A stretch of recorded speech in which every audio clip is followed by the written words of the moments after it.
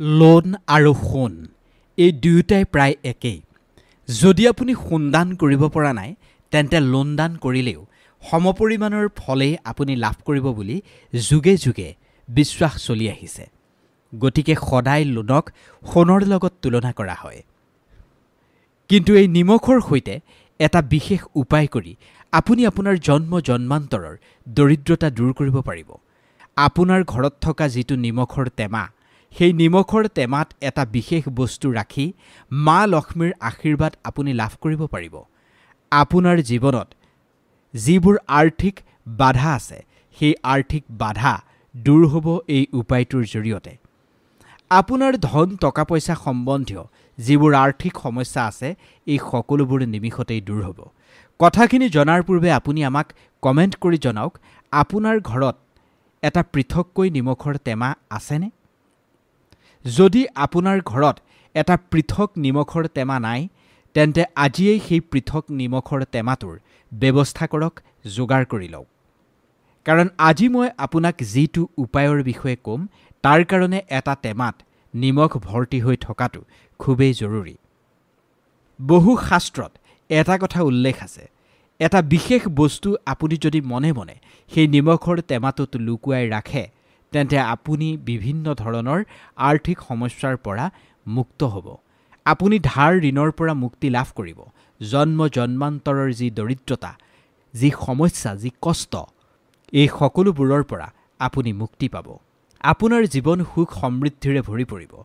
যি ধন ঐশ্বৰ্য বৈভৱ আপোনাৰ হাতলৈ অহাৰ বাধা আছিল, সেই সকলোবোৰ বাধা নোহোৱা হ'ব আৰু আপুনি প্ৰতিপত্তিশীল ব্যক্তিত পৰিণত হ'ব। নমস্কাৰ প্ৰিয় দৰ্শক, আমাৰ কানেক্ট উইথ তেজস্বিনীৰ এটা নতুন ভিডিঅ'লৈ আপোনাক স্বাগতম জনাইছোঁ। এজন ব্যক্তিৰ ঘৰত যিটো নিমখৰ টেমা আছে, সেই টেমাটোৰ পোনপটীয়া সম্পৰ্ক আছে ব্যক্তিজনৰ আৰ্থিক স্থিতিৰ সৈতে। জ্যোতিষশাস্ত্ৰই এটা কথা স্পষ্টকৈ কৈছে, যদি এখন ঘৰত নিমখৰ টেমা খালী হৈ যায়, সেইখন ঘৰৰ আৰ্থিক স্থিতি সাল সলনি হৈ যাব পাৰে। ঘৰৰ বাস্তুদোষ বেয়া হৈ যাব পাৰে। নিমখৰ টেমাটোৰ সৈতে আপুনি কৰা সেই অৱহেলাখিনিয়ে আপোনাৰ জীৱনলৈ দাৰিদ্ৰতা মাতি আনিব পাৰে। যদি নিমখখিনিৰ সৈতে আপুনি সাৱধানতা অৱলম্বন নকৰে, তেন্তে আপোনাৰ জীৱনত বিভিন্ন ধৰণৰ সমস্যাৰ সৃষ্টি হ'ব পাৰে। বিভিন্ন সমস্যাৰ মুখামুখি আপুনি হ'ব লগা হ'ব পাৰে।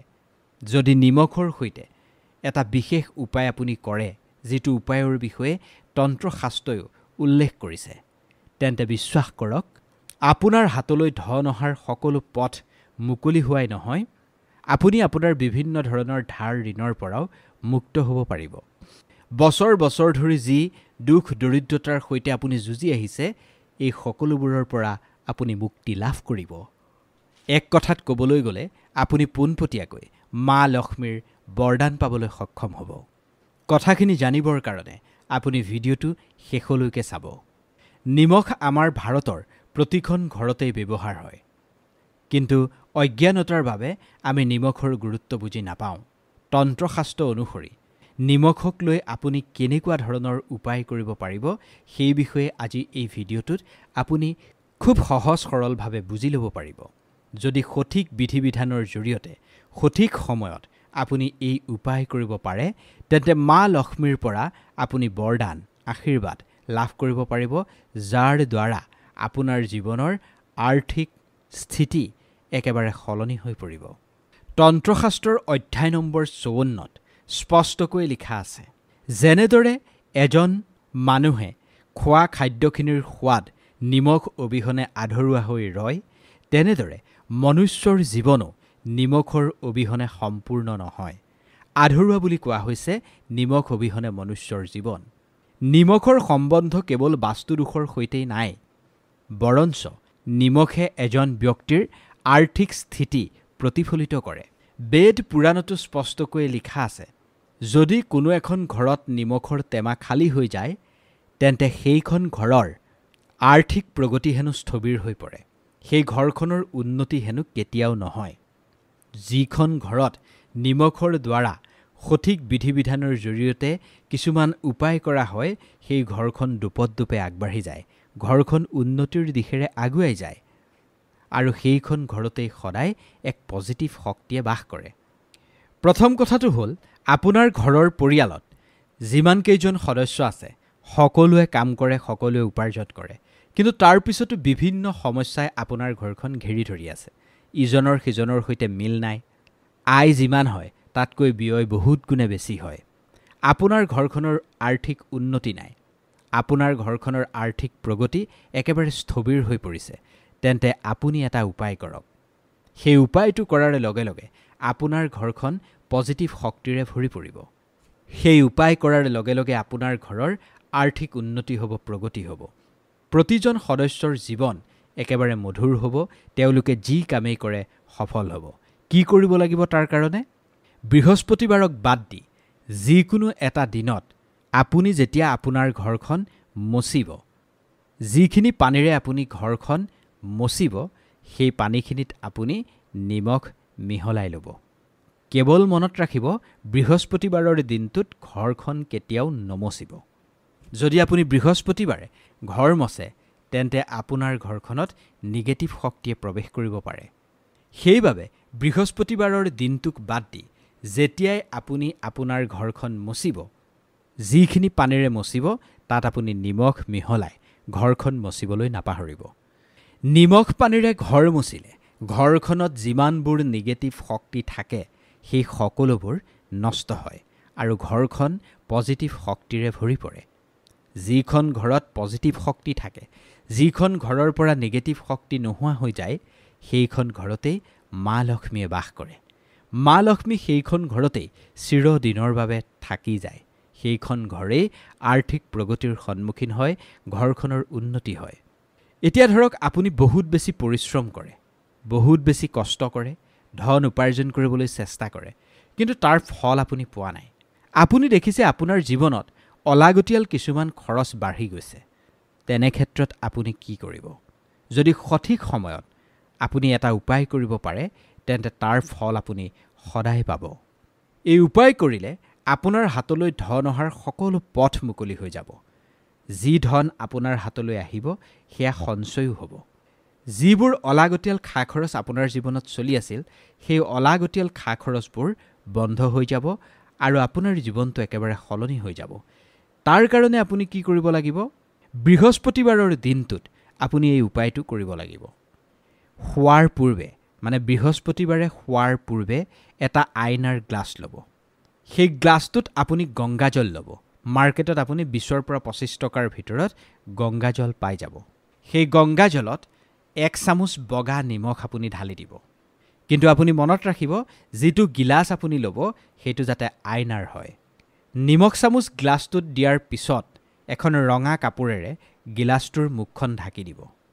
ৰঙা কাপোৰেৰে গ্লাছখন ঢাকি এডাল ৰছীৰে সেই গ্লাছটো বন্ধ কৰি আপুনি আপোনাৰ কোঠাৰ যিকোনো এটা দিশত সেই গ্লাছটো ৰাখিব। যিটো কোঠাতে আপুনি বেছি সময় কটায়, সেই কোঠাটোৰে যিকোনো এটা দিশত গিলাচটো ৰাখি দিব। প্ৰতি 15 দিনৰ পিছত সেই পানীখিনি আপুনি সলাই থাকিব। যেতিয়াই পানীখিনি সলাব, তেতিয়াই এচামুচ নিমখ তাত দিব। মানে পানীখিনি যেতিয়া সলাব, নিমখখিনিও লগে লগে নতুনকৈ দিব। যদি এই উপায় আপুনি বৃহস্পতিবাৰৰ পৰা আৰম্ভ কৰে আৰু 15 দিনলৈ যদি এই উপায় আপুনি কৰি থাকে, তেন্তে বিশ্বাস কৰক, আপোনাৰ ওপৰত থকা সকলো নিগেটিভিটি নোহোৱা হৈ পৰিব। আপুনি যিকোনো ধৰণৰ সমস্যাৰ পৰা বাচি থাকিব পাৰিব। আপুনি যি কষ্ট কৰিব তাৰ ফল নিশ্চিতভাৱেই আপুনি লাভ কৰিব। আজি আপুনি যি মেহনত কৰিব, যি পৰিশ্ৰম কৰিব, তাৰ ফল আপুনি আজিয়েই লাভ কৰিব। এতিয়া বহু ব্যক্তিৰ ওপৰত শনি দোষ থাকে। যিসকল শনি দোষত আক্ৰান্ত, যাৰ ওপৰত মনীষ মংগল দোষ আছে, যি এই দোষৰ কাৰণে বহুত বেছি অশান্তিৰ সন্মুখীন হৈছে, আপোনাৰ জীৱন একেবাৰে দুৰ্বিষহ হৈ পৰিছে, তেতিয়াহ'লে আপুনি এটা উপায় কৰিবই লাগিব। সেয়া কৰিবলৈ আপুনি মঙলবাৰৰ দিন বা শনিবাৰৰ দিনটো বাছনি কৰিব লাগিব। মংগল দোষ, শনি দোষ এইবোৰ একেবাৰে নোহোৱা হৈ পৰিব। যেতিয়াই আপুনি দৈ খাব, অকণমান ক'লা নিমখ সেই দৈত মিহলি কৰি খাব। ক'লা নিমখ যদি আপুনি দৈত মিহলি কৰি খাবলৈ আৰম্ভ কৰে, তেতিয়াহ'লে বিশ্বাস কৰক, যি দোষেই আপোনাৰ ওপৰত নাথাকক কিয়, সেয়া একেবাৰে নোহোৱা হৈ যাব। এই উপায়টোৱে আপোনাক দুৰ্ভাগ্যৰ পৰা মুক্তি দিব। বিশ্বাস কৰক, দুৰ্ভাগ্য আপোনাৰ জীৱনৰ পৰা চিৰদিনৰ কাৰণে নোহোৱা হৈ পৰিব আৰু আপোনাক তেতিয়াই আপোনাৰ ভাগ্যই সাথ দিব বৃহস্পতিবাৰক বাদ দি প্ৰতিদিনেই এই উপায় আপুনি কৰিব পাৰে খুব ভাল ফল আপুনি লাভ কৰিব এই উপায় কিন্তু আপুনি অতি কমেও 21 দিন কৰিবই লাগিব এই 21 দিন কৰোতে আপুনি কেৱল বৃহস্পতিবাৰটো বাদ দিব বৃহস্পতিবাৰ বাদ দি 21 দিন আপুনি কৰিব লাগিব যেতিয়াই আপুনি ৰাতিপুৱা গা ধুবলৈ যাব গা ধোৱা পানীখিনিত এচামুচ বগা নিমখ মিহলাই সেই পানীখিনিৰে আপুনি ধাৰাবাহিকভাৱে 21 দিন গা ধুবলৈ চেষ্টা কৰক আপোনাৰ জীৱনৰ পৰা দুৰ্ভাগ্য নোহোৱা হ'ব যি দুখ কষ্টৰ আপুনি সন্মুখীন হৈ আছে এই সকলোবোৰৰ পৰা আপুনি মুক্তি লাভ কৰিব এনেকৈ আপুনি প্ৰতিদিনে গা ধুলে আপোনাক ভাগ্যই লগ দিব যি কামেই আপুনি তাৰ পিছত নকৰক কিয় আপুনি সেই সকলো কামতে সফলতা লাভ কৰিবলৈ সক্ষম হ'ব